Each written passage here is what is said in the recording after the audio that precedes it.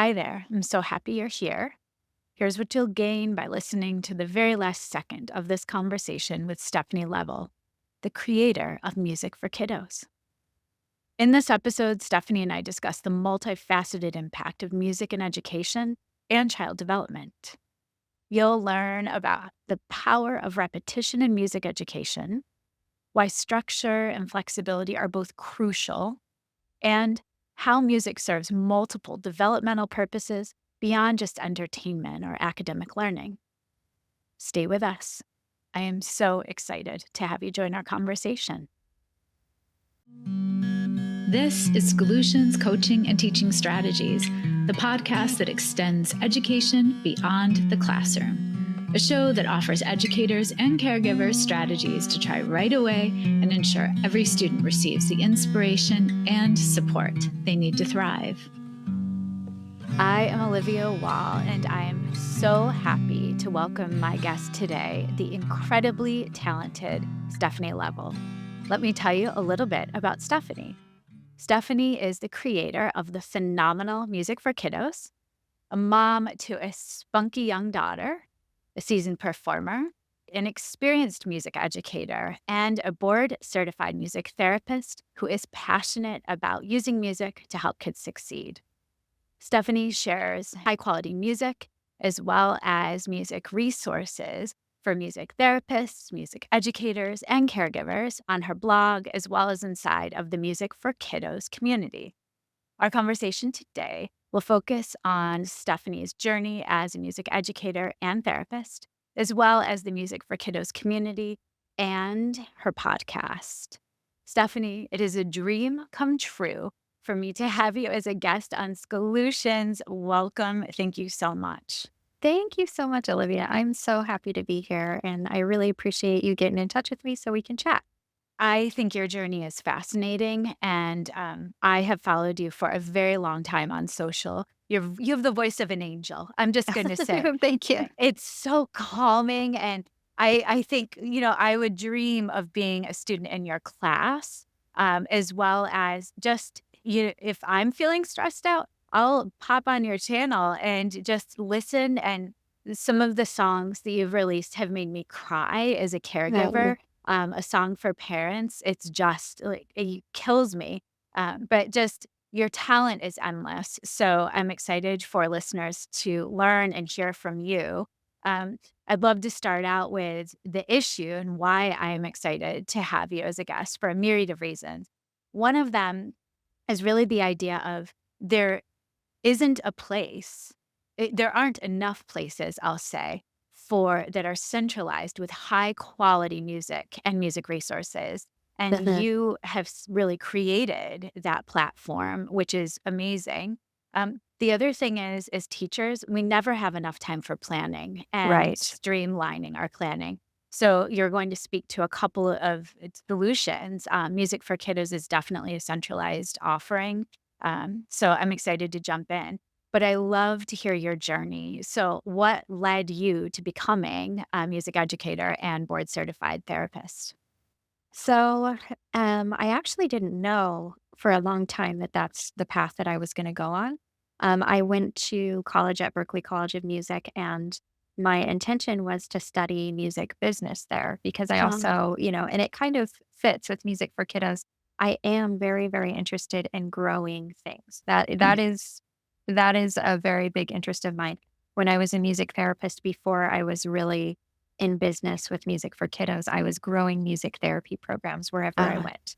okay. And that was the most fun part for me, was to have the challenge of being in a new hospital or something like that, figuring out how to grow a program. And then after a couple of years, I would go, I'm ready to go build something else. Yes. And so I would kind of hop around, and I kept thinking, what am I doing? Am I getting burnt out? Am I not loving the work, completely? But what it is I love to grow things. Yeah. So I intended to be a music business major at Berklee College of Music, but then, and this is kind of a funny, kooky story, but literally probably about 3 weeks before I was ready to move to Boston, um, I had a dream. And in the dream, I was a music therapist. And when I woke up, and I don't even really remember what was in the dream, but when I woke up, the first thought in my mind was, "You're going to be a music therapist." And I kind of went, "Huh?" And I kind of laughed. I kind of laughed it off, but I like noticed it. And so then I was like, well, I don't even really know what music therapy is. The only introduction I had had to it was my first year of college. I went to school in Seattle, and I had a composition instructor, and she used to play her cello in correctional facilities. And she would talk about what incredible work it was because the cello would just resonate all the way through the facility. And she kept kind of telling me, like, I feel like there's something different for you somewhere. But that was completely disconnected from this dream. And then I went to Berkeley, and I was signing up for classes, and I saw Music Therapy 101, and I went, and so I decided to take it. Yes. And the first class, my mind was just completely blown. And from the first 10 minutes in that class, I was absolutely in, and I was like, I found my thing. And Yeah. I think the thing about it, about music therapy, and I think music education fits into this too, is, so much of music and what we're doing growing up and in lessons and everything is performing. And that has never been very natural to me. Um, Really? yeah, it hasn't. If I had my choice of performance, it certainly wouldn't be on a stage. I would much rather like fun kind of quote unquote performance for me is like 10 kids in a library. Okay. That's way more my thing because, I'm pretty shy. I'm pretty quiet. And I always loved music therapy and music education because the music wasn't about me. It was about the Ah, kids. yeah. Yeah. Yeah. That's an incredible story and journey as well. When we find our thing, it doesn't ever feel like work. It's so Right. fulfilling, right? Um, Yes. so with that said, why did you start Music for Kiddos? So I was doing the jump around, start different programs thing as a music therapist in Boise, Idaho, my hometown, and found myself moving across the country. Actually, I know you're from Ithaca. Yes. My husband got into a PhD program at Cornell and at Purdue, Wow. and so we went to Ithaca. But the cost of living in Indiana was really different for a PhD program There in is. Ithaca, New York, which is the most beautiful little small town I've ever been to. Yes. So, and other reasons, we ended up picking Indiana. So we moved across the country and to this little small town in Indiana, and I I actually found myself as my daughter's preschool music teacher. That was a way. We didn't have family in town. I needed to be close by to her. I needed to be flexible for her. She was only 3 or 4 at the time. And I found out she didn't have music in her preschool class. And I said, can I just volunteer, for her class? Can I just, the kids need music. And I didn't plan on telling anybody my background or anything like that. And, you know, in short order, I was the music teacher for the whole school. There you go. There you go. Well, they probably found out the jewel or gem they I had in think. you and thought, "This is we've got to have her everywhere." So I'd love for listeners because your website is beautiful. It's curated so thoughtfully, Thank and you. you also have the Music for Kiddos community, which branches off. You have the blog that I follow and adore. So, what services does the Music for Kiddos community provide? So the community is kind of our all access membership. So every song that I have ever written is in there. Chords, lead sheets. There's for every song, there's a video of me talking through all of the different adaptations and different uses. Because a lot of music therapists use my songs for one purpose, and educators tend to use them for another purpose, and anything else in between that you can imagine. Right.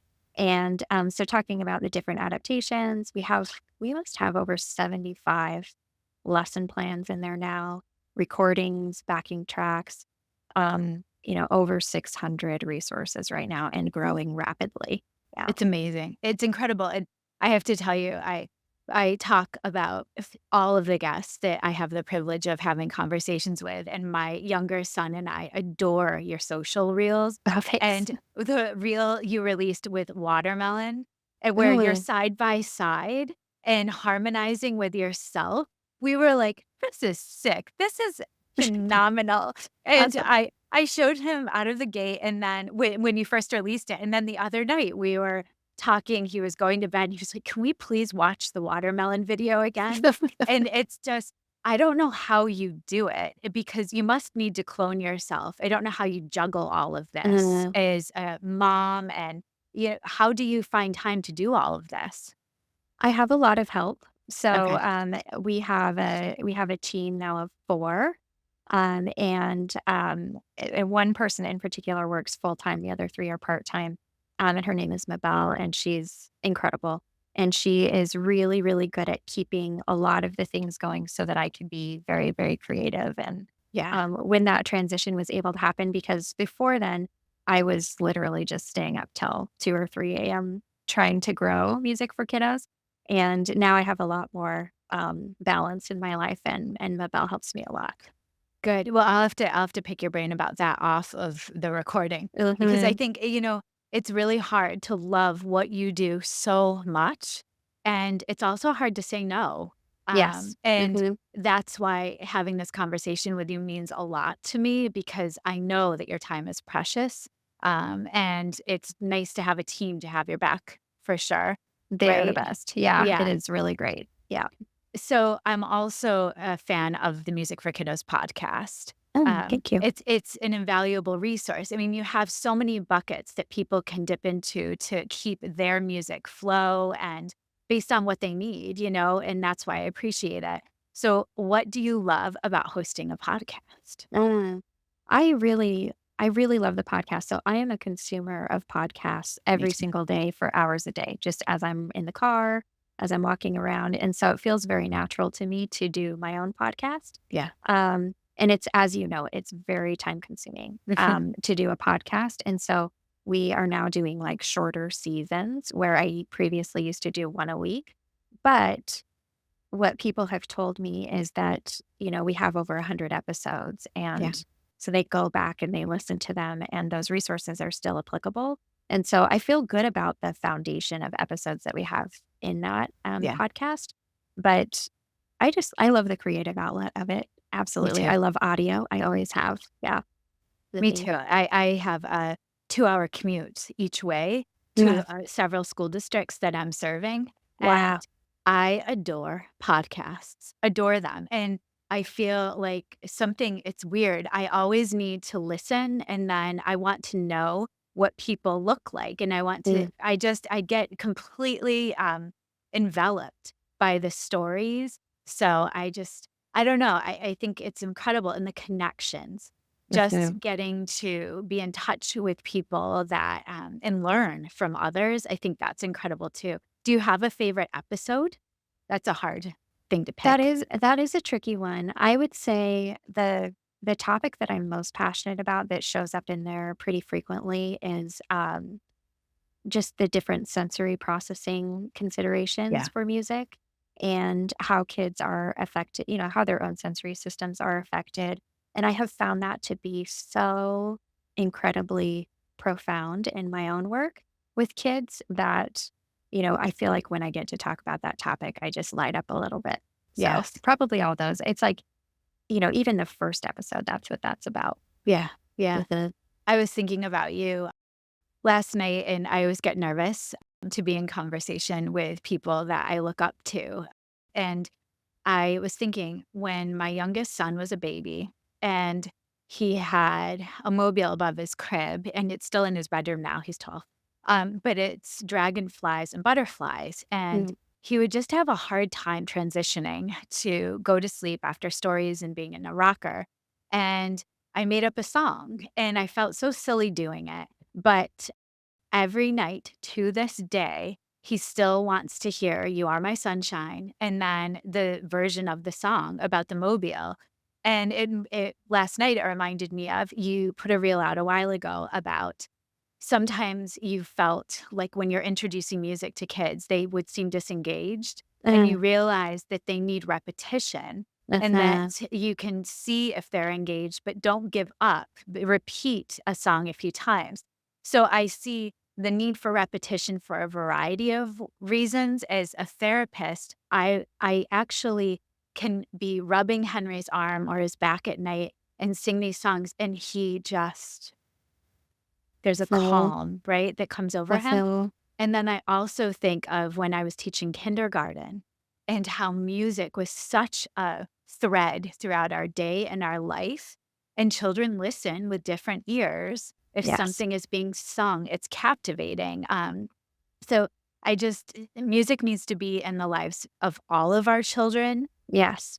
all the time. But I was thinking about so much that you say and how it applies to our lives as caregivers, as teachers outside of the music classroom, right? Gen Uh-huh. ed teachers, we can all sing to our children. They're very kind usually about our voices, Uh-huh. Uh-huh. very forgiving. Usually. Yes. We don't have all our voices like you, Stephanie. It's quite beautiful. So one of your blogs, because I do circle back and I use them often, that I absolutely love. I have it in front of me. I printed out 5 ways to simplify your early childhood music lesson Yeah. planning, and you offer 5 hacks. Uh-huh. But I'm hoping you won't mind if I quote you No. because it was really profound. I love this, and I think it will resonate. You say, I remember the first day of school with my first early childhood group, literally looking up at the clock, going through songs I had in my back pocket, and it had been like 8 minutes. I was running out of songs, and we had almost another 20 minutes to go. And Yes. then in bold, this is actually why I started Music for Kiddos, because I started looking for songs and resources, and I couldn't find one central place to help me to give me high quality children's songs and resources and to help me plan for my early childhood groups. So Yes. it's brilliant, right? So you solved a problem, and that's what I like to do. There are issues and we can troubleshoot, right? But these Uh-huh. hacks are awesome. And I look at them and think, this doesn't just apply to music. So would Right. you mind sharing these hacks with listeners? Sure. Yeah. And I have to say that is the next extension of like, how did you become like, or how did you start music for kiddos like that? That was a monumental moment as I was looking into, you know, becoming a preschool music teacher from being a music therapist, going, doing this one on one music therapy kind of experience where I was making up songs on the spot Yeah. and we were doing kind of whatever we wanted in the moment. And then I had these 20 to 25 kid, preschoolers in front of me, my daughter's class, my very first day. And I was, pretty confident that I would be able to figure it out. And they just destroyed me. It was so hard. No joke. It Yeah. is no joke. It Yeah. is really hard to be an early childhood music teacher. It is no joke. And so pretty soon I was like, okay, I got to get organized. I have to figure out how to do this. And then, I would figure out like one week. And then, the next week would come and I go, oh no, what am I going to do? And so I really had to figure it out. And here are some of the things that I do. So Yeah. I have what I call back pocket songs. So I have a whole bank of songs that don't typically make it on my normal lesson plans, but that are just back pocket songs. And I end up using them pretty much more than any of my other songs. So they're kind of like the greatest hits because um, I know that kids like them, and sometimes I need to pivot. And sometimes, depending on what's happening in front of me, we need something more regulating or we need just a different option, more movement or something like that. And Yeah. so I'll pull out one of these songs. So I have about 10 or 12 songs that are just ready to go at Yeah. any given time. So that's one of them. And then one of the things that helped me plan quite a bit was to have a standard class format where I would kind of give myself an idea of what I was going to do. So I know I'm going to start with a hello song. I know I'm going to end with a goodbye song. I know that in the middle, I'm probably going to do 3 movement songs. I'm going to Okay. do a more active movement song, what I call a transitional movement song that's maybe like a sitting movement song, where they're still moving their bodies, but we're kind of reducing the overall stimulation, and bringing down the energy level a little bit. And then like a cool down movement song. Somewhere in there, I'm going to do, going to do a book. Somewhere in there, I'm going to do an instrument song. And I have generally ideas of like where the more academically challenging songs go, based on how the kids are, um, how their attention is, doing at that time. Again, like the classes before lunch are going to be really different from the classes after lunch. And then any given class is going to be really different on any given day. And so it's a very flexible format, but I have at least an idea of where I'm going to go, and I have songs plugged into those any given week. Yeah. And I truly do embrace the repetition because like you mentioned before, sometimes I would write a song, I would bring it to the classes. I think even like my hot chocolate song is one of these that this happened with. So my hot chocolate song is a song that kids really, really enjoy. Even the hot chocolate song, I remember bringing it the first day thinking the kids were really, really going to like it. And I got these kind of blank stares. And I thought to myself, oh, it was a bust, which some of my songs are a bust. Like it just happened. And so I remember thinking, oh, this is a bust. But remember thinking, I'm going to try it just a couple more times because I really feel like they'll like it. And they just needed time to process it. They Yeah. always say Yeah. music processes overnight. You have all of these different elements of music. You have the song form, the lyrics, the melody, the chord progression, all of these different things that kids have to process the lyrics. They usually process the lyrics last, right? So interesting. And all of these different things that they're processing. And so they may just need a couple weeks to process all of those different elements. And what I have found is that like week 2, when I bring a new song, all of a sudden they can sing it. They are all in, they are all smiles, and those blank stares are gone. And they're excited about it. Yeah. It's so funny to me. It still surprises me. It is. And that's so interesting that they process the lyrics last, Mhm. but they're making sense of it. And so, Right. right. And I think of too in classrooms, children love to reread books. They love to hear books read aloud to them, just like our own children. They have that catalog of favorites and they almost take the language of those stories in. I Yes. remember, right? Like, oh, what is it? Three Billy Goats Gruff and Caps for Sale, like all of those, corduroy, and the children, it feels like they've memorized the words, almost like the lyrics of a song, Yes. and there's that rhythm that comes to it, and it's also a comfort and familiarity, so Mhm. it's incredible, but I think so much of what you just described, hack-wise, adults in classrooms, teachers also can think of, what do we have as our back pocket transitions? How are Right. we going to really feel the vibe of the children and the classroom and to know, we have to be gracious with ourselves. We have Yes. to not give up on something right away. Um, Mhm. and then I also think, what would you change? What do you still see in public schools when it comes to music education that we could do better? Mm. Ooh, that's a tough one because so many schools are different, and I do get the opportunity to interact with a lot of music educators where their schools are knocking it out of the park. They truly have access. The kids have access to music therapy and music education It's multiple amazing. times a week. I even know educators where their schools, I'm thinking of an educator in Pennsylvania. She sees her students 5 days a week. Wow. It's a short amount of time, but it is 5 days a week. But that is not the norm. No, no. That is not the norm. And from my perspective, the more music, the better. Because it has all of these elements in it. It has the organizing element of it with the rhythm and the song form and things like that. It has the academic element of it, but it also has the emotional element completely built in. You're Yeah, talking about your son and the song that your son loves to hear for comfort. And I have an 11-year-old and I love that age. I me too. love, love, love that age. And it's like this, they have just these beautiful tender hearts.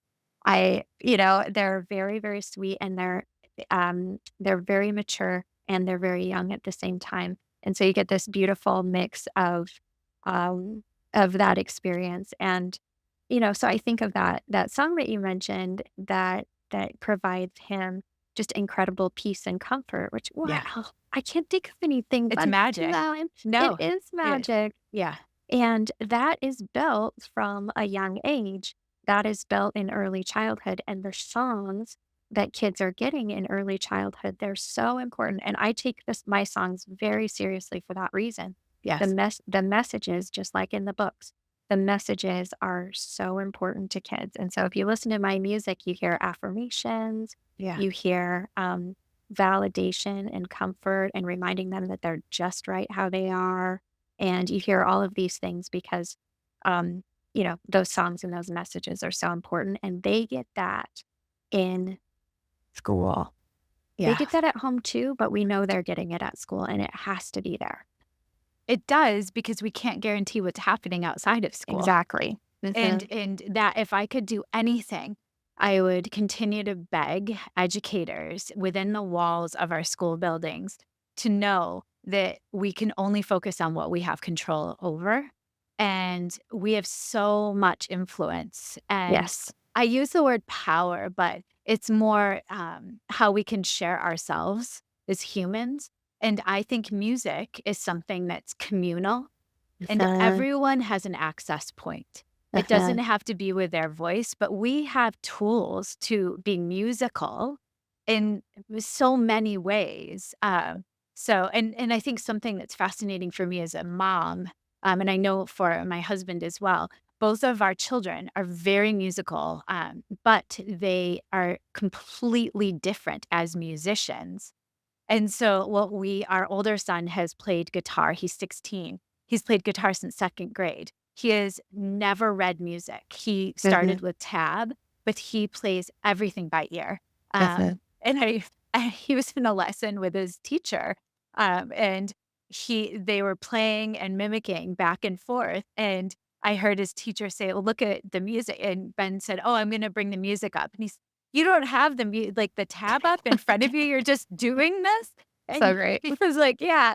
Whereas Henry, he loves trumpet, and Mm, so he always wants to hear the actual musician playing or the music being played by a professional musician before he dives into it, but he reads music beautifully, and, so it's just I guess it's so fascinating to me, just the ways we can offer children access to the world yes. of music, right? Yes.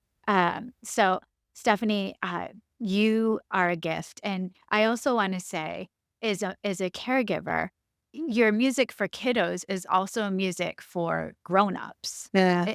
It's not just for kiddos because you put songs out that get me at my head, heart, and gut. So Mm, that song for parents, I listen to it over and over because it resonated so deeply, that mm, time. What was the line, the very beginning of the song, "Slow down"? Can you sing? Do you mind singing a little bit? yeah. It goes, one of these days, I'm gonna blink and you'll be older. Another day passes, you'll be wiser. Beyond what I can understand. Sing a little too low. So much faster than I think.